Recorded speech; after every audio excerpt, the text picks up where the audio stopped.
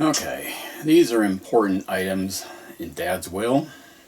In the first paragraph, being of full age and of sound and disposing mind and memory, do hereby make, publish, and declare this to be my last will and testament, hereby revoking all wills or codicils heretofore made by me. That's very convenient. I'm adding that in, my comment. Very convenient. 2 weeks before his death, and then anything he's made prior to that is now revoked. Item 2, divides his estate between all 3 children. My comment again, very convenient. Item 3, I hereby appoint and nominate my son Roger as executor of this my last will and testament. My comment, that's interesting. Dad's youngest and until recently estranged son, who has never been in Dad's backyard, as we just heard, is made executor of his estate. And item 5, any interest that I may have in any joint bank accounts, stocks, or bonds with right of survivorship with children or any other person are hereby declared to be the sole property of my children or said other person, as the case may be, and my executor shall make no claim against them on account thereof. So, on his official will, his last will, it was signed on May 2nd, 2016. And we'll move on to his death certificate. Both of these are publicly available. His death certificate, date of death on his death certificate, May 17th, 2016. So it was 15 days, just over 2 weeks, from the time that Dad signed his last will to the time that Dad died. The informant's name on the death certificate is Roger, and it gives his address, the condo that he's lived in for the last, 40 years or more that Joe bought him. Immediate cause of death was pulmonary embolism. I'm not really sure about that. My comment, I believe it was morphine. Immediate cause of death, due to the pulmonary embolism, Roger stated, was due to congestive heart failure. That's probably true. And his congestive heart failure was due to alcohol use. Well, that's nifty. My comments, I know people that have not consumed much alcohol and have gotten congestive heart failure in this manner. Claiming it was due to alcohol use is inaccurate. I know people that have had heart arrhythmias and congestive heart failure and have been treated and go on to live many more good years. That's my comment. So, that's his official last will and testament. 2 weeks and 1 day after that, his official date of death on his death certificate. And we'll move on. In this next recording, I have done a fair amount of work getting prepared to work on Mom's cabin that is out of state. I was to leave in the next few days. She doesn't want me gone when Dad dies, mainly because they couldn't accuse me of involvement in his death. She talks about there being no cure, which is definitely untrue. She acts like she doesn't know what the doctor talked to Dad about, even though she was his advocate, and went to all his doctor appointments and meetings. She also says that Dad doesn't want a computer that I had gotten him. Maybe the doctor gave Dad a negative impression of his existence, she says. Which means that the doctor told Dad that he is not going to live much longer if he doesn't allow proper medicine. Mom didn't say that because she is trying to hide the fact that she is killing Dad. There was a cure, so she lied about that. It's not like he had pancreatic cancer or something terminal like that. Congestive heart failure due to heart arrhythmia, treatable with medication, and eventually a heart ablation, which is not dangerous, and he would have lived many more. His golden years, his golden years would have been in a nursing home. He didn't like cleaning, he didn't like fixing food. Those things would have been taken away. I would have visited him often, probably would have kept his dog, we would have gone on walks. They eliminated all of that. It's very sad. I know you've started preparations, but I think with newer information we've gotten about Dad, I think it would be better if you were around here anyway. I don't know why he wrote what he did. It doesn't make sense that Lori had gotten the same text, and, why all of a sudden would he want you not to bring a computer because the doctor upped his medicine? It doesn't make sense unless when the doctor was saying something about that, he gave him a negative impression as far as his existence. Like, well, you don't have to bother with that because you're not going to be around much longer. Who knows? I know he doesn't like the doctor in the first place. And maybe he's becoming more aware of how he feels and how he doesn't feel good. And, his heart, he knows his heart isn't working right. And he's aware that the issue that he has is probably not going to get better. And there isn't any cure or anything like that. So I just think it would be better for you to be here, for all three of you kids to be around in case something happens. And, just go visit him here and there. Mom has always placed Lori high on a pedestal. Lori was very spoiled from childhood. The treatment of Lori and I was extremely different. I need at this point to reveal what I know of my sister's darker and decadent side. I have some video clips from a cousin gathering in 1996. My sister was fully aware that she was being recorded on video. The first video clip is of my sister and I. Our cousins are talking about how many people they have had sex with. First, my sister lies and jokingly says that she has been with 2 men, and she laughs. Then she admits that she honestly doesn't know. That is a true statement. She lost her virginity at age 13 when she was allowed to have an all-night party at our house. She dated several boys through junior high and high school. She had a preference for football players. Then in college, her life became a literal sex fest, mainly with many of her college football player friends. She was given money to go to every college football game, home and away. And she told Mom that she would be on the football field near the 50-yard line during many of those games. I'll get into that more later. Most of Lori's college activities were hidden from the family, and she had little contact with us after she moved into her condo after high school.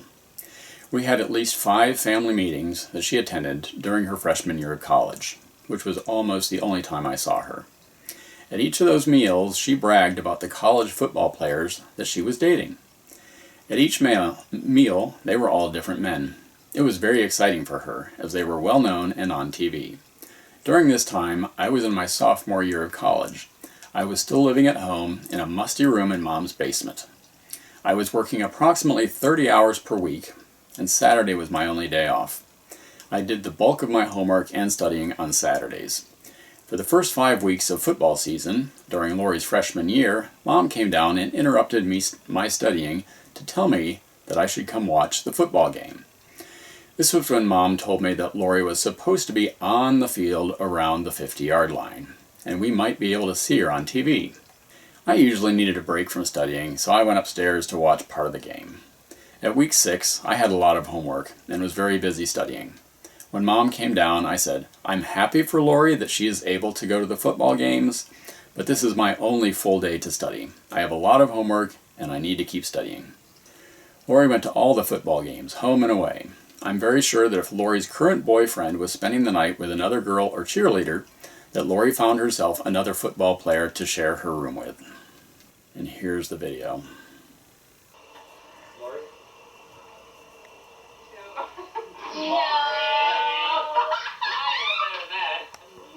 Now, truthfully, I can't say because Jim might see this video someday. Can you come and tell them? it's free. I really don't know. More than 20, less than 100. It's the liar family.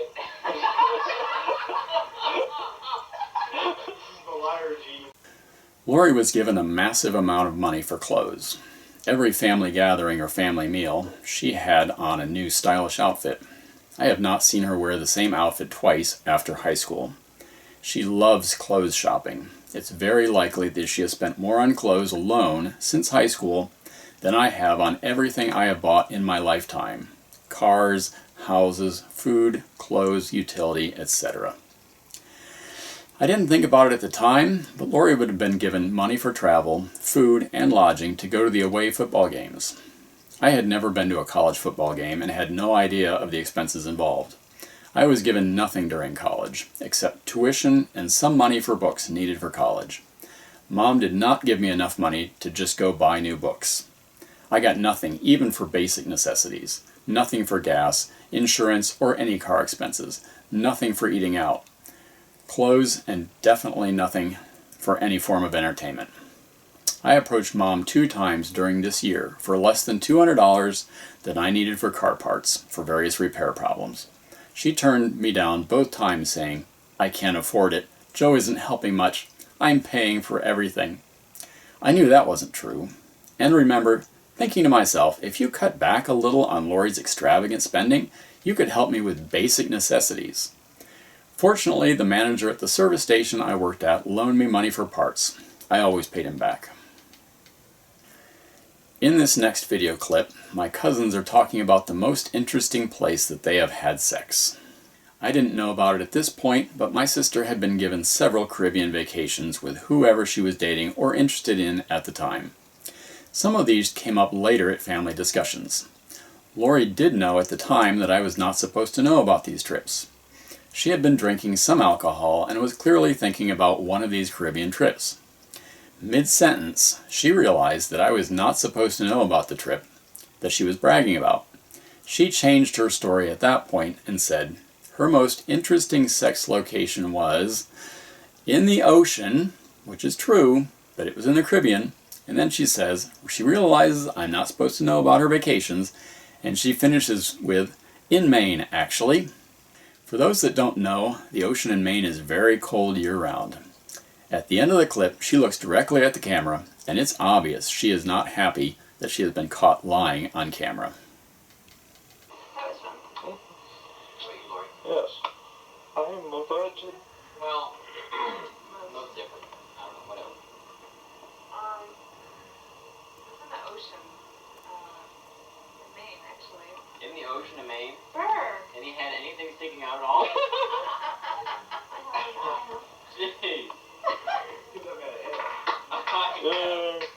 Mine instantly goes into Yes, he gets two. hibernation. He gets 2 penises up.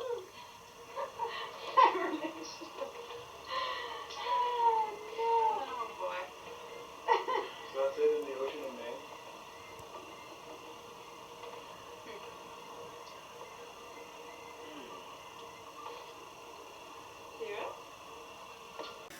Next is a video clip of my sister talking about getting caught having sex with her boyfriend Kevin in high school.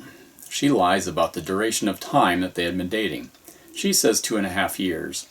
I knew of them dating for about a month, and they probably had a couple dates before that, so definitely less than 2 months total. Mom walked into Lori's bedroom while she and Kevin were having sex. Mom's response to that was to have Joe install a lock on Lori's bedroom door. This places Joe at our house while my sister was still in high school. This is important in that Joe was living at our house while he was still married to his now ex-wife, Carol. Mom committed adultery with Joe for many years before Joe got divorced. Also important is that Lori giggles at the end of the clip. I complained that I got in trouble for much milder things, like coming home late. I was absolutely not allowed to have any girls in the house, even through the end of college. About most stuff, but she would let this guy Kevin, he was my first boyfriend. I started going out with him. How old were you? My first serious boyfriend. I went out with him since like senior year in high school. I went out with him for like 2.5 years. And he used to, like, my mom used to let him stay overnight and stuff. I remember that. One time, I can't remember if it was her or Joe. We were like going at it in my bedroom, and I think it was she walked in, and she's like, "Oops," shut the door. And like the next day, Joe's in there putting a lock on my door so I can lock it, so that won't happen again. I was like a senior in high school. How funny. My mom was like a little bit too accepting. You were? I remember that, and I remember getting in a lot of trouble for something much milder than that. I don't remember that incident, but let's like, I'm up the next morning, and here's like Kevin cruising out of Laura's bedroom, and I'm like, what the hell is this shit? She's younger than me. She's allowed to have guys in the house all night. Oh, wait a minute. The oldest always has to bring the parents in. But I never got to do that. Because you're breaking in. If I came in late, I got help. Broke mom in for me. It's also important to note that Lori graduated high school in June of 1983. Joe filed his dissolution with his wife on March 23, 1984. I have a legal copy of it. Mom and Joe unquestionably committed adultery for almost a year before Joe was legally separated from his ex-wife. They actually committed adultery for more than 4 years. I remember clearly Joe spending the night in early 1980. The first time I saw Joe, he was walking out of Mom's bedroom in the morning. He turned and stared at me for about 5 seconds, then turned and grabbed his wallet, keys, and belt and hurried out the door. Joe ate dinner with us and spent the night in Mom's room every night after. There may still be a neighbor or two alive that would remember that. Joe bought a set of used tires for my first car about April of 1980, and had been living with us for several months before that. Joe wanted a biological child, and Mom absolutely refused to have a child with him, which, at the time, seemed rather bizarre to me. I still don't understand her reasoning for that. Joe's son was born in late 1982 to Joe's ex-wife. That is a very important recording and is worth making note of what is known from it. Mom also committed adultery on Dad. I know of one time for sure, and another time is highly likely. I was young at the time and didn't know about such things.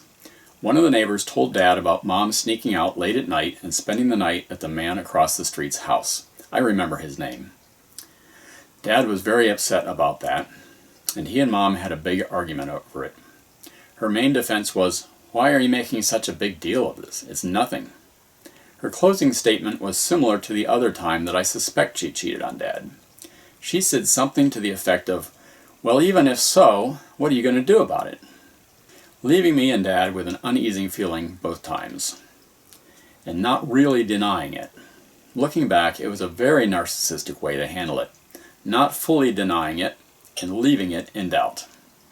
Dad absolutely loved Mom and us kids, and there was no way he was going to leave us without being forced to leave. The other time, I was in 2nd grade, and we had a substitute teacher. I got violently ill about 9 a.m., and the substitute teacher would not let me go to the bathroom. I did ask for the permission for that. So I went to the nurse's office, and they tried to contact my parents. They did get a hold of Dad, but he was working. Mom was supposed to be at home with Roger. Well, that night, this came up. Actually, I was still in the nurse's office after lunch. I remember the nurse coming in. I had had the dry heaves. I had thrown up several times and I'd had the dry heaves, and I don't know what I was sick from. But I was still in the nurse's office after lunch. She came in and said, "You're still here?" And I just nodded my head. I felt horrible. So she went rushing out, rather irritated, and I'm sure she made some more calls. And eventually, maybe an hour later, I don't know. I was probably in her office for 4 hours, sick with vomiting and or dry heaves. So at some point, Mom came and picked me up. And that evening, Dad and Mom had a big argument about where she was. Roger was at the sitters, and she didn't have an excuse for where she was. And Dad brought it up several times. He was really upset about it, because he had gotten several calls at work and couldn't leave work. At the end of their argument, she said, similar to what she did at that point, she said, "Well, even if I was, what are you going to do about it?" So I feel pretty sure that Mom committed adultery on Dad at least twice, possibly many times. I was given the task of contacting Dad's friends and relatives and collecting these people's memories of Dad to be read at his service.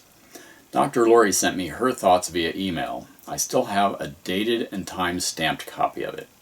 She wrote, Words I would use to describe my dad, Dave. Kind, intelligent, funny, loving, faithful, honest, and private.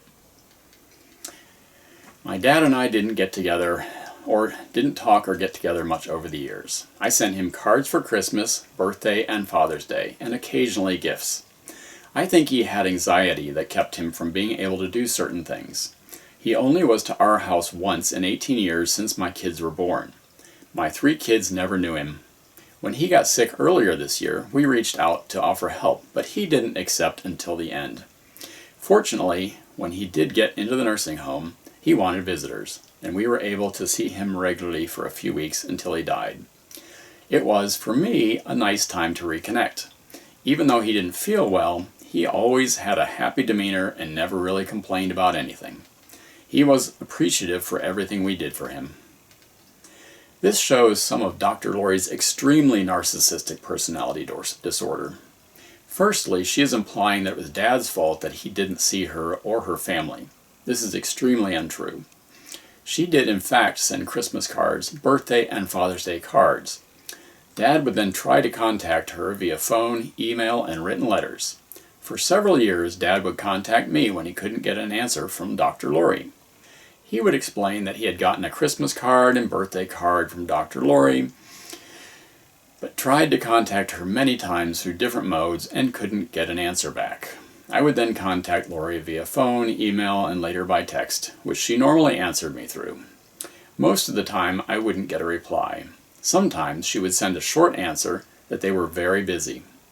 Finally, after years of this little game she was playing, I sent an email that said, "Dad really wants to see you and meet the kids.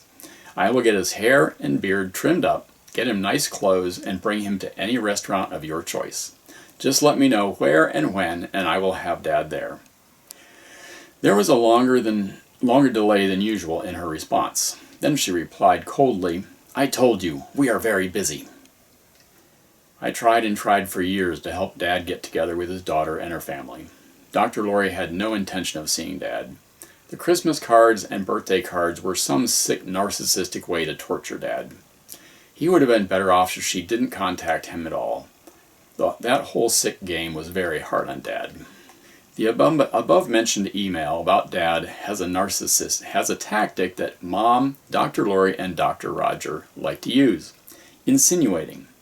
Mom has done it to me my entire life in very evil ways. These 3 sentences are true individually, but when combined in the manner which my sister did, it is very deceiving and implies something very inaccurate. I'll read it again. My dad and I didn't talk or get together much over the years. I sent him cards for Christmas, birthday, and Father's Day, and occasionally gifts. I think he had anxiety that kept him from being able to do certain things. Dad did have anxiety about certain things, but she is implying that those anxieties kept Dad from visiting her family. That implication is 100% untrue. He had a very strong desire to visit them, and if Dr. Lori would have been willing, Dad would have visited them many times. Later sentences in that email should also be examined. When he got sick earlier this year, we reached out to offer help, but he didn't accept until the end. Fortunately, when he did get into the nursing home, he wanted visitors, and we were able to see him regularly for a few weeks until he died. It was, for me, a nice time to reconnect. My question is this: why wouldn't a woman with such credentials and expertise, medical doctor and cardiopulmonologist, not advise her father to take the medicines he so desperately needed for his heart problems? I have hospital and doctor records showing that Dad had heart arrhythmia, was in AFib, and was dying of congestive heart failure. Let there be no doubt, Dr. Lori knew exactly what Dad needed to recover and did not advise or encourage him. I have the entire video that my sister's decadent life video clips came from. I took the clips out to protect the other 8 people in the video. The whole video will be turned over to law enforcement to ensure that nothing is being taken out of context.